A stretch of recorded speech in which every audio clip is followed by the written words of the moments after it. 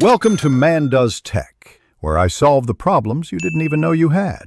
You start by confirming eligibility and gathering essentials: Aadhaar, bank account IFSC, and a working mobile number. Once done, open the NSB portal and choose Login.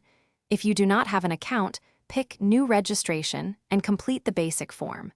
Make sure to set a strong password and record your application ID immediately. This reduces delays later when you must upload documents. Remember why. Correct initial data prevents rejection and speeds approval.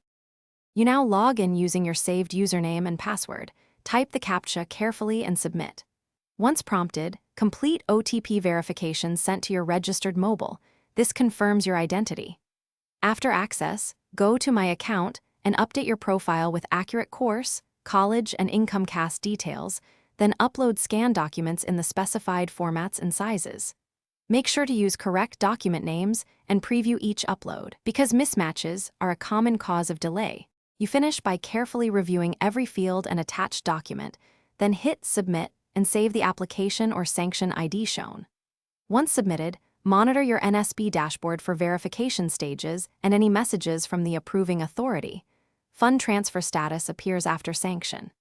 If you encounter errors or rejection, reopen the application, correct the specified item, and resubmit promptly.